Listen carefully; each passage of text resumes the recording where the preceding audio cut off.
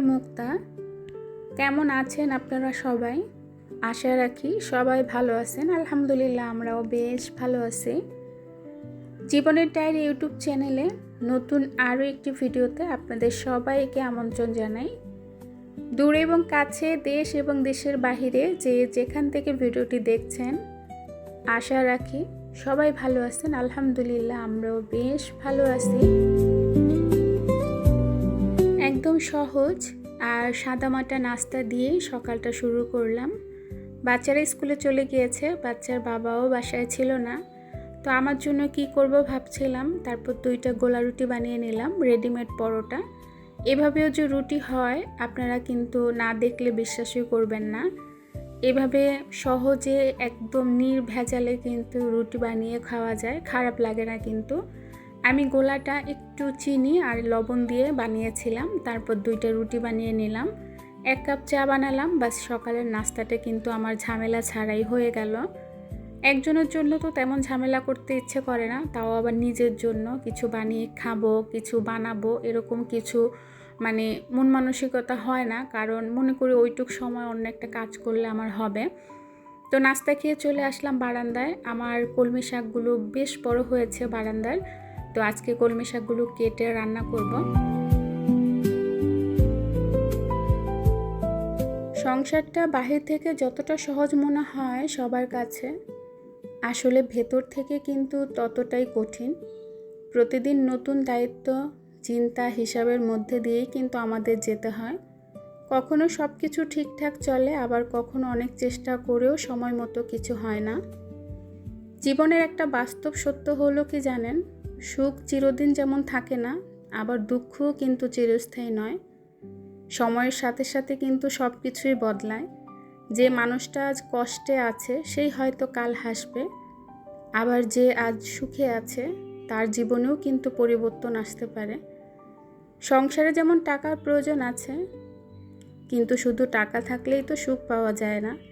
অনেক সময় একসাথে বসে 2টো ভালো কথা বলা, পরিবারের সবাইকে নিয়ে শান্তিতে খাওয়া, বা দিনের শেষে একটু স্বস্তি নিয়ে ঘুমাতে পারাটাই সবচেয়ে বড় শান্তি, বড় সুখ।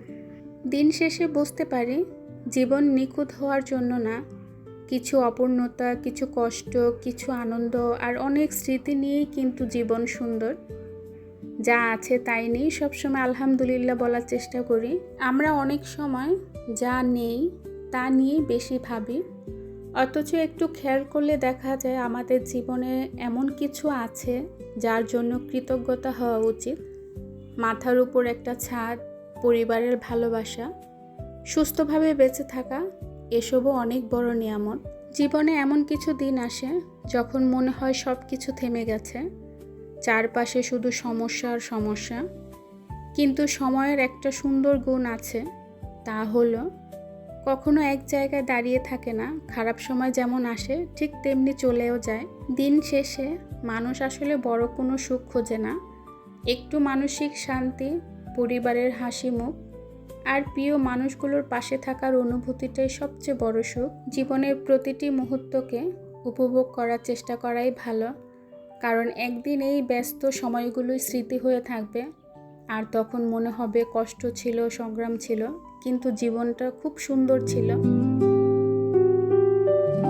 নিজের হাতে লাগানো শাক কিংবা সবজি যেটাই হোক না কেন, খেতে কিন্তু বেশ ভালো লাগে, হোক সেটা অল্প।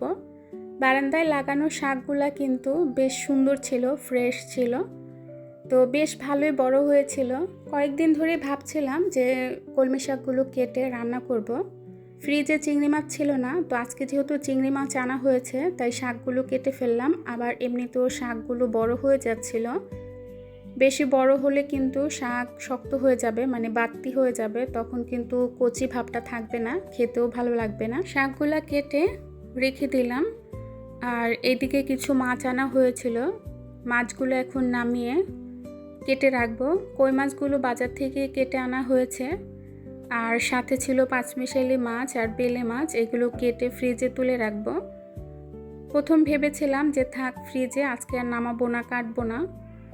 তো ভাবলাম যেহেতু আজকে রান্না বাড়ার ঝামেলাও কম আছে, সেই সাথে সকাল সকাল যেহেতু কাজকর্ম শেষ করে ফেলেছি, তাহলে মাছগুলো নামিয়ে কেটে নেই। আসলে আমরা ব্যস্ত মায়েরা বা ব্যস্ত গৃহিণীরা যারা সবসময় ব্যস্ত থাকি, একটা দিন কষ্ট করি ঠিকই, তবে একদিনের কষ্টের ফলে কিন্তু আমরা সারা সপ্তাহ সারা মাস জুড়ে আরামায়েশ করতে পারি। আসলে আমাদের তো কোনো হেল্পিং হ্যান্ড নাই, তো তাদের আশায় যে কাজগুলো রেখে দিব, তারা আসবে, তাদেরকে দিয়ে করিয়ে নিব। আমাদের কাজগুলো যেহেতু আমাদেরই করতে হবে, তাই আর ফেলে না রেখে একদিন একটু কষ্ট হোক, তারপরেও কাজগুলো করে রাখা ভালো। এতে রান্নার আগে আর টেনশন থাকবে না যে মাছগুলো কাটতে হবে, কখন কাটবো, কখন রান্না বসাবো। তো একদিন একটু কষ্ট করি, পুরো মাস জুড়ে আরাম করি। যাই হোক, এখানে কিন্তু মাছগুলো আমি অফ ক্যামেরায় কেটে নিয়ে চলে এসেছি। এখন শুধু ভাগ করে বক্সে তুলে রাখবো, আমাদের যেদিন যতটুকু লাগে অতটুকু করে। আসলে মধ্যবিত্তদের মাসের শুরু কিংবা শেষ নাই, পুরো মাসই কিন্তু হিসেব করে চলতে হয়। আমরা গৃহিণীরা, বিশেষ করে মধ্যবিত্ত ফ্যামিলির গৃহিণীরা কিন্তু বেহিসাবি না, যে আজকে একটু বেশি রান্না করি, সমস্যা কি, কাল তো আনবই, বা কালকে বললে নিয়ে আসবে। হ্যাঁ, বললে নিয়ে আসবে ঠিক আছে, কিন্তু তারপরেও বেহিসাবি খরচ করা কিন্তু একদমই ভালো না। আমরা হিসাব করে চলি বলে আমাদের সংসারটা এখনও পরিপাটি আছে। তো হিসাব করে চলা ভালো, হিসাব করে চলাকে কিপটামি বলে না, কিপটামি একটা, হিসাব করে চলা আরেকটা। আমাদের নিত্য প্রয়োজনীয় যে মাছ লাগে, যতটুকু লাগে ঠিক অতটুকুই করে রাখলাম। আসলে বাচ্চা থাকলে ঘরে কিন্তু মাছ ছাড়া চলা যায় না। অনেকে তো বলে যে একদিন মাছ খাবেন, একদিন ডাল খাবেন, ভর্তা ভাজি খাবেন। আমি যদি ভর্তা ভাজিও করি, তারপরেও বাচ্চাদের জন্য মাছ কিংবা মুরগি রান্না করতেই হয়। বাচ্চারা হিসাব কী জিনিস বা বাচ্চারা কষ্টে থাকা কী জিনিস এটা কিন্তু বুঝবে না। একজন মা হিসেবে, একজন বাবা হিসেবে আমাদের দায়িত্ব নিজেরা কষ্ট, সুখ, দুঃখ এগুলো নিজেদের মধ্যে চাপা রেখে বাচ্চাদেরকে বুঝতে না দেওয়া। আসলে বাচ্চারা তো আর বুঝবে না। আমরা মা হিসেবে আমরা চাই না আমাদের বাচ্চা দুঃখ করুক, কষ্ট করুক বা কোনো কিছু নিয়ে কষ্ট পাক। তো যাই হোক ভিউয়ার্স, আমার এখানে কিন্তু মাছগুলো বক্সে রাখা শেষ, এখন শুধু ফ্রিজে তুলে রাখবো। আমার কথায় যদি কারো কোনো কষ্ট লেগে থাকে বা আমার কথায় যদি কেউ আঘাত পান, আমাকে ক্ষমা করবেন। অনেক সময় দেখা যায় অনেক কথা বলে ফেলি, হয়তো কারো ভালো লাগে বা কারো ভালো লাগে না। অনেক সময় অনেকে অনেক কমেন্টও করেন, যে কমেন্টগুলো আমি হাইড করে রাখি, কারণ ওইসব কমেন্ট দেখলে খুব বেশি খারাপ লাগে। এমন কোনো মানুষ নাই যে বলতে পারবে আমি হিসেব করি না। হয়তো কেউ সংসার দিয়ে হিসাব করে, কেউ নিজের দিক দিয়ে হিসেব করে, কেউ বা কাউকে কোনো কিছু দেওয়ার দিক দিয়ে হিসেব করে। হিসাব কিন্তু সবাই করে, কিছু না কিছু দিক দিয়ে হিসাব করেই। আমরা যারা মধ্যবিত্ত তারা একটু বেশি হিসাবই, কারণ আমাদের সংসার, আমাদের বাচ্চা কাচ্চা চারদিকটা নিয়ে আমাদেরকে সামলে রাখতে হয়। তাই আমরা হিসাব করি দিন শেষে কোন জিনিসটা আমাদের প্রয়োজনীয় আর কোন জিনিসটা আমাদের অপ্রয়োজনীয়। জীবনটা আসলে খুব অদ্ভুত। ছোটবেলায় বড় হওয়ার স্বপ্ন দেখি, আর বড় হয়ে ছোটবেলার সেই নিশ্চিন্ত দিনগুলোকে খুঁজে। সময়ের সাথে সাথে দায়িত্ব বাড়ে, চিন্তা বাড়ে, কিন্তু মানুষের স্বপ্নগুলো কখনো শেষ হয় না। সংসার করতে গেলে অনেক কিছু মেনে নিতে হয়, কখনো নিজের ইচ্ছেটাকে চাপা দিতে হয়, কখনো পরিস্থিতির সাথে মানিয়ে নিতে হয়। অনেক কষ্ট, অনেক না বলা কথা, অনেক ত্যাগের উপরেই একটা সংসার দাঁড়িয়ে থাকে। বাইরে থেকে সব কিছু সুন্দর দেখালেও কিন্তু ভেতরের গল্পটা শুধু সেই মানুষটাই জানে, যেই মানুষটা প্রতিদিন সংগ্রাম করে চলে।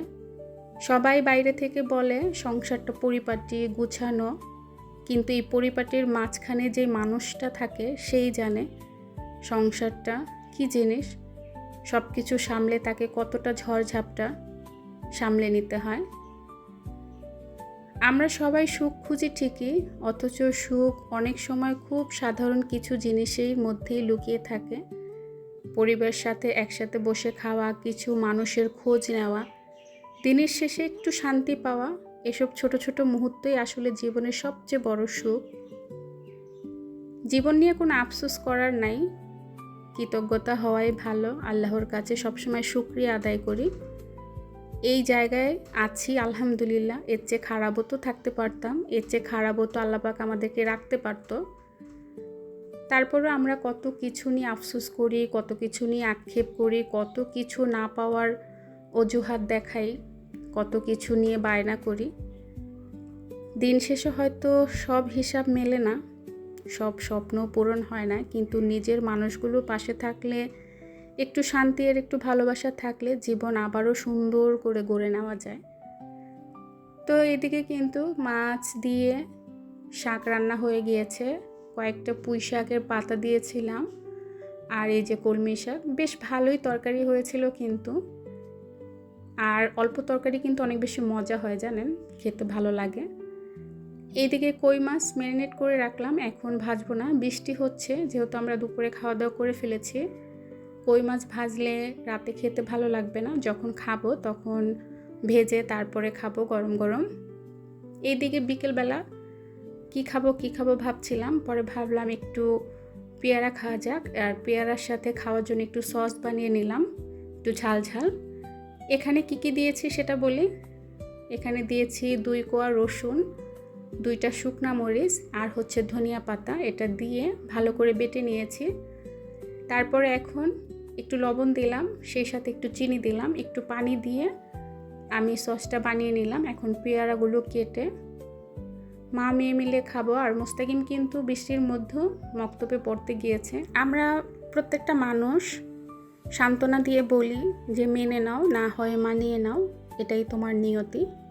কিন্তু যেই মানুষটা মানিয়ে নেয় সেই মানুষটাই জানে দিনের পর দিন সে কি মেনে নিচ্ছে আর কিভাবে মানিয়ে নিচ্ছে। তারপরও দিন শেষে বলবো মানিয়ে নাও, এটাই তোমার নিয়তি।